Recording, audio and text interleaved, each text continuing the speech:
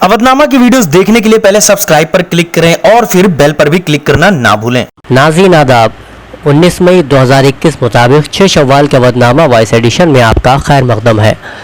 अवधनामा में शाया अहम खबरों के मुताबिक उर्दू हिंदी के मुमताज़ और मारूफ रोज़नामा अवधनामा के बानी और सरपरस्त सैयद वक़ार रिज़वी मेहदी इब्न सैयद मुंतज़र मेहदी की मजलिस 10वां आज बारगाह इमाम मेहदी कल्लल लाट अमीनाबाद में मुनक़्क़िद की गई, जिसका आगाज़ तिलावत कलाम पाक से हुआ। बादो शमीम हैदर, आलम रिज़वी और मौलाना ज़ाहिदुल हसन ने मंजूम खिराज अक़ीदत पेश किया।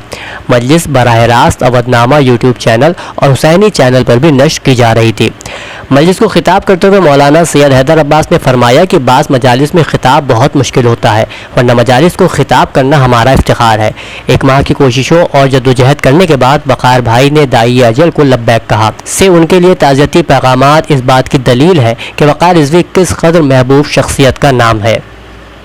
ये गम सिर्फ उनके अहल खाना और उनके मुताल्लिक़ीन का नहीं है, बल्कि ये गम हर उस शख्स का है जिसके अंदर खिदमत खल के लिए कुछ कर गुजरने का जज्बा है।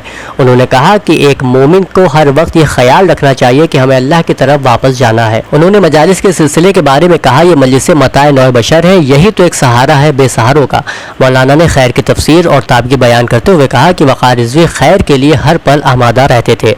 फिर फरमाया कि कुरान की रौ से खैर के हवाले से 3 तरह के लोग हैं। एक वो लोग जिन पर हक गिरा गुजरता है, खैर पसंद नहीं आता। दूसरा वो जो खैर की राह में रुकावट बनते हैं। तीसरी किस्म उनकी है जो खैर की तलाश में रहते हैं और देखते हैं कि अमल खैर कहाँ हो सकता है। वही इंसान हकीकत में इंसान है जो दिलों को जोड़ने का काम करे। वक़ार रिज़वी उस इंसान का नाम है जो तीसरे तबके में आते हैं। इसीलिए उनके ताज़ियती पैगामात में बहुत से लोगों ने उन्हें गरीब परवर कहा है।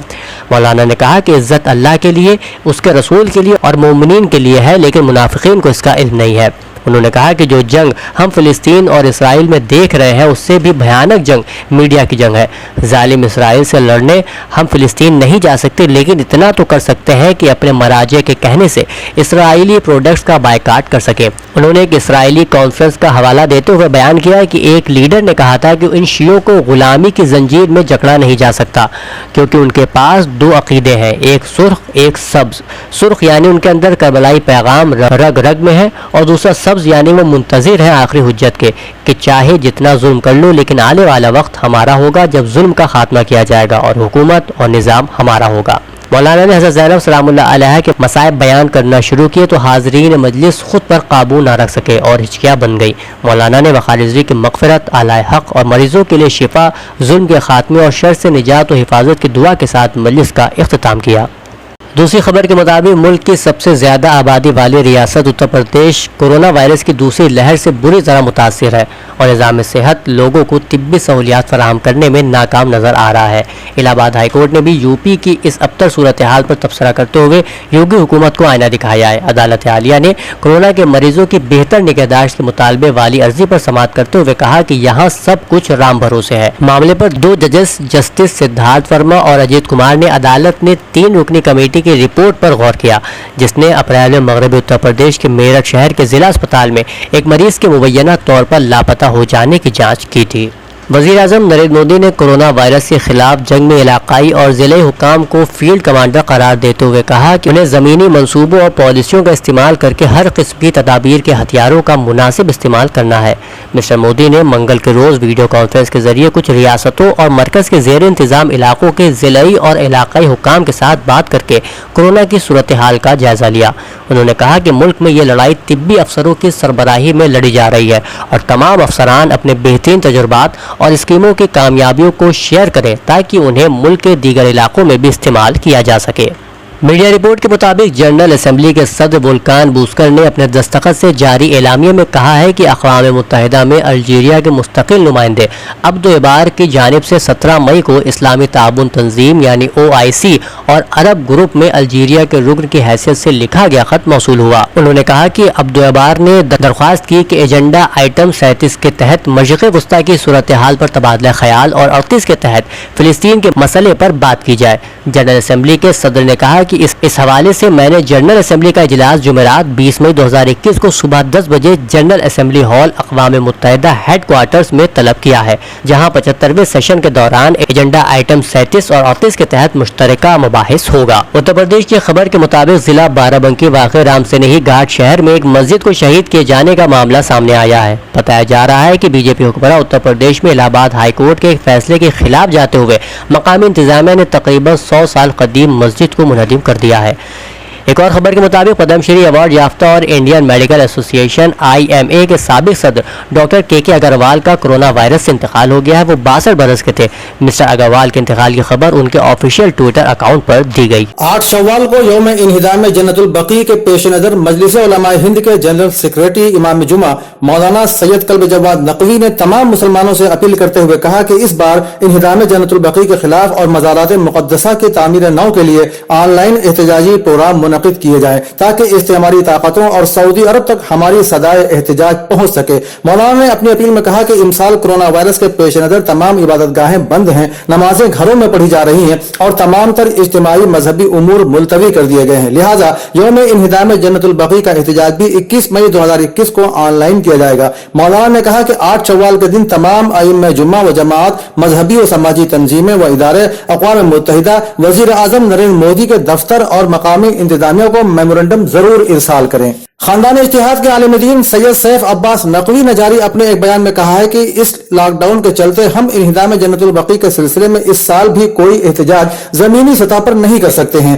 ائمہ جماعت و مبلغین و تمام تنظیموں کو یہ ذمہ داری ہے کہ وہ اس سال انہدام جنت البقیع کے سلسلے میں سوشل میڈیا کے توسط سے اپنے علاقے میں زیادہ سے زیادہ احتجاج درج کریں اور اپنے احتجاجی پیغام سے عوام اور دنیا کو آشنا کرائیں کہ جنت البقیع کی اہمیت اور عظمت کتنی زیادہ ہے۔ ہمارا اولین فریضہ جنت البقیع کی تعمیر نو کے لیے کوشش کرنا ہے۔ سوشل میڈیا پر آواز بلند کر اقوام متحدہ اور حکومت ہند سے اپیل کی جائے کہ وہ کروڑوں اہل بیت کے چاہنے والوں کے جذبات و عقیدت کا احترام کرتے ہوئے روضہ صدیقہ طاہرہ و دیگر 4 اماموں کے روضوں کی تعمیر نو کے لیے سعودی حکومت پر دباؤ بنائیں۔ خبر کے مطابق کورونا وائرس سے متاثرہ سماجوادی کے سینئر رہنما اعظم خان کی طبیعت پہلے سے بہتر ہے۔ آج انہیں ICU سے جنرل وارڈ میں شفٹ کر دیا گیا۔ یہ جانکاری میدانتا اسپتال کے ڈائریکٹر راکیش کپور نے دی ہے۔ سماجوادی پارٹی کے قداور رہنما اور رکن پارلیمنٹ اعظم خان کو سیتاپور جیل میں طبیعت خراب ہونے پر لکھنؤ کے میدانتا اسپتال میں بھرتی کرایا گیا تھا، جہاں ان کی حالت تشویشناک ہو گئی تھی، جس کے بعد انہیں ICU وارڈ میں شفٹ کیا گیا تھا۔ میدانتا اسپتال کے ڈائریکٹر راکیش کپور نے ہیلتھ بلیٹن جاری کرتے ہوئے بتایا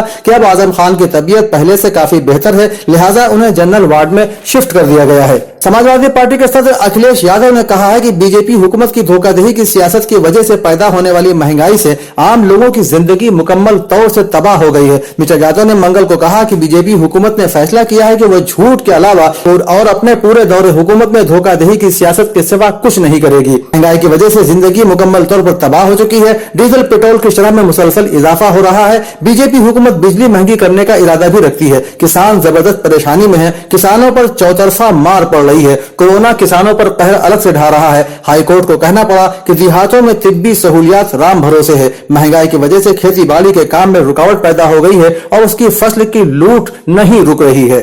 اتر پردیش کے ضلع گونڈا کی تحصیل کرنیل گنج کے گاؤں بلدھر مئو گاؤں میں 6 کورونا مریضوں میں سے 2 کی موت کے بعد ضلع انتظامیہ نے متاثرہ گاؤں کو سیل کر دیا ہے۔ منگل کو کووڈ اسپتال کے انچارج اور کمیونٹی ہیلتھ سینٹر کے میڈیکل انسپیکٹر ڈاکٹر سنت پرتاپ ورما نے بتایا کہ کووڈ وائرس کے پھیلاؤ کو روکنے کے لیے انتظامیہ نے فی الحال بیریکیڈنگ اور سیل کر دیا ہے۔ متاثرہ گاؤں میں مشکوک پائے جانے والوں کے سیمپل لیب بھیجے جا رہے ہیں۔ پورے گاؤں کو سینیٹائز کیا جا رہا ہے۔ آمدنامہ کے جہانما صفحے پر شائع رپورٹ کے مطابق امریکی صدر جو بائیڈن نے اسرائیلی وزیر اعظم بنجمن نیتن یاہو کو ہفتے میں دوسری مرتبہ ٹیلی فونک کال کرتے ہوئے غزہ میں جاری اسرائیلی بمباری کو روکنے کے لیے پہلی مرتبہ سیز فائر کی حمایت کی ہے۔ بائیڈن نے پیر کو اسرائیلی وزیر اعظم سے ٹیلی فون پر رابطہ کیا اور سیز کے قیام کے لیے کوششیں کرنے پر زور دیا۔ واضح رہے کہ عالمی طاقتیں اور انسانی حقوق کی تنظیموں کی جانب سے جو بائیڈن پر غزہ میں سیز فائر کرانے کے لیے دباؤ مسلسل بڑھتا جا رہا ہے۔ خبر رساں ایجنسی رائٹرز کے مطابق پیر کو وائٹ ہاؤس سے جاری بیان میں جو بائیڈن نے کہا کہ وہ سیز فائر کی حمایت کرتے ہیں اور اس تنازع کے خاتمے کے لیے مصر سمیت دیگر فریقین سے بات بھی کر رہے ہیں۔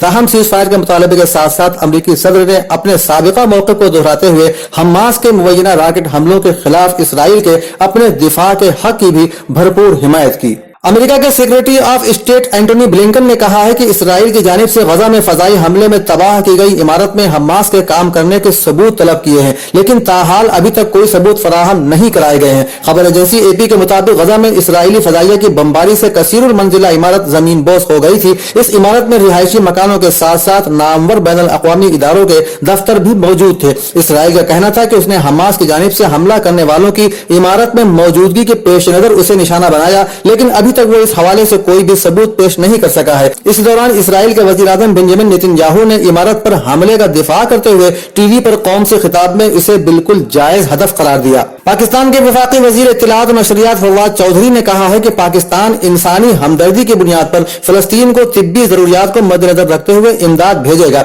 इस्लामाबाद में काबीना इजलास के बाद मीडिया को आगाह करते हुए वफाकी वजीर इत्तलात और नशरियात फवाद चौधरी ने कहा कि पाकिस्तान वो पहला इस्लामी मुल्क था जिसने फलस्तीन के मसले पर सख्त और वाज़ेह मौक़िफ़ अपनाया और आज भी वो इस पर कायम है। इमरान खान फलस्तीन के हवाले से कायदे आज़म की पॉलिसी के हक में है। वफाकी वजीर का कहना है कि काबीना ने फैसला किया है कि हम इंसानी हमदर्दी की बुनियाद पर फलस्तीन को न सिर्फ कोविड के लिए इमदाद भेजेंगे बल्कि इसके अलावा तिब्बी इमरजेंसी की सूरत हाल है, इस पर हम फलस्तीन को इमदाद भेजेंगे। अफगान तालिबान ने तुर्की के दारुल हुकूमत इस्तांबुल में होने वाले अमन मुज़ाकरात में शिरकत पर आमादगी का इजहार किया है। तालिबान के तर्जुमान ज़बीहुल्लाह मुजाहिद ने बताया कि अफगान हुकूमत के साथ अमन मुज़ाकरात की गरज से तालिबान इस्तांबुल कॉन्फ्रेंस में शिरकत करेंगे, लेकिन मुज़ाकरात के जरिए अफगानिस्तान में मुदाखलत की राह हमवार नहीं होनी चाहिए। तर्जुमान ने कहा कि तालिबान के ख्याल में इस्तांबुल कॉन्फ्रेंस बिलाशुबह अफगान अवाम की ख्वाहिशात के मुताबिक मुनक़िद होनी चाहिए, लेकिन मुज़ाकरात को किसी किस्म के तसल्लुत का बहाना न बनाया जाए। ईरान ने कहा है कि खामोशी का मतलब खुद साख्ता इसराइली रियासत के जंगी जराइम की हिमायत है।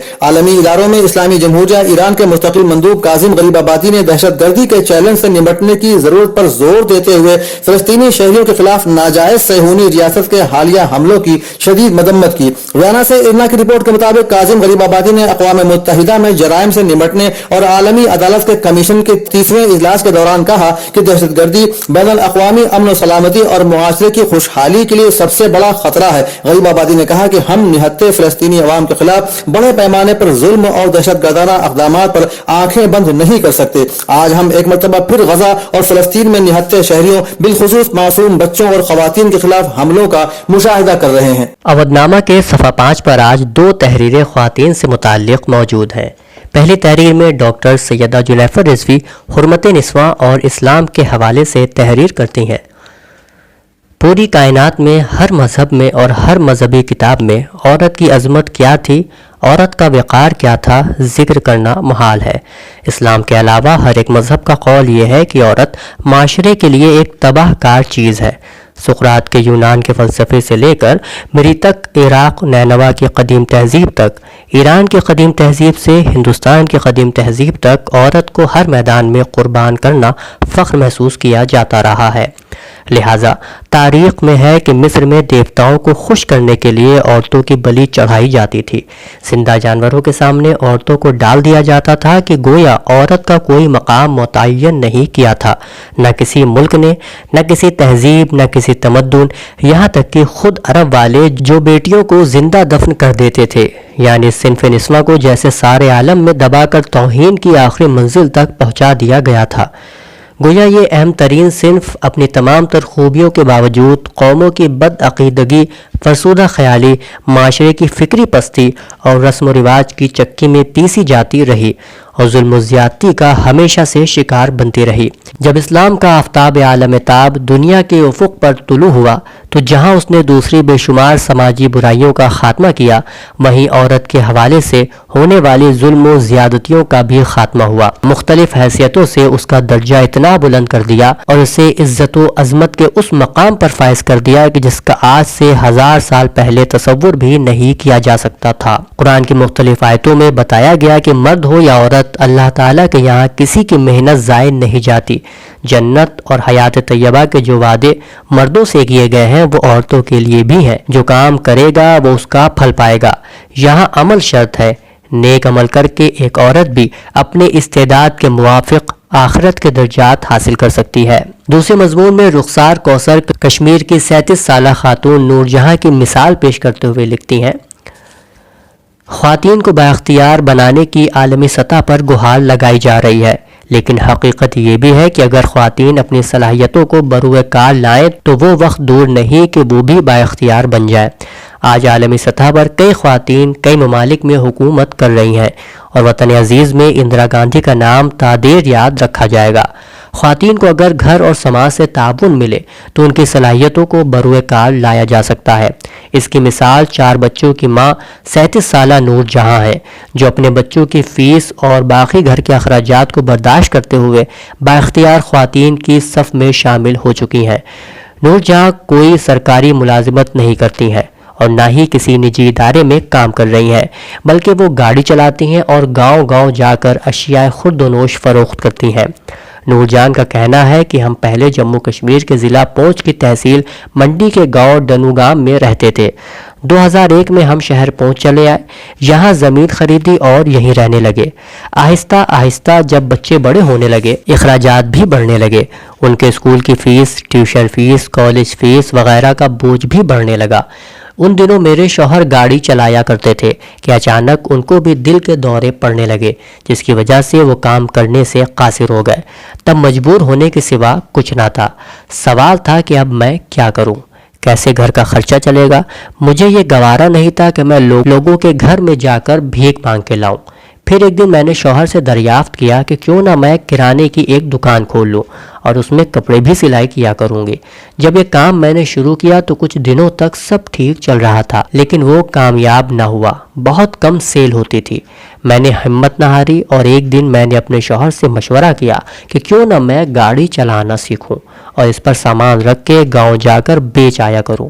میرے شوہر نے مجھے انکار نہیں کیا اور مجھے گاڑی چلانا سکھائی۔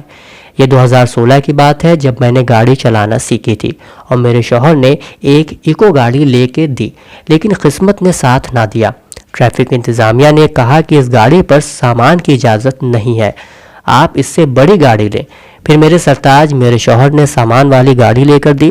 تب سے لے کر آج تک میں گاؤں جاتی ہوں، جہاں پر دکانیں ہوتی ہیں، وہاں سامان فروخت کر کے آتی ہوں۔ اب الحمدللہ میں نے مکان بھی بنا لیا ہے اور میرے بچے پڑھائی بھی کر رہے ہیں۔ اودھ نامہ میں شائع مضامین کو مکمل طور پر پڑھنے کے لیے اودھ نامہ کی ویب سائٹ www.awadhnama.com پر وزٹ کریں اور ای پیپر پر کلک کریں۔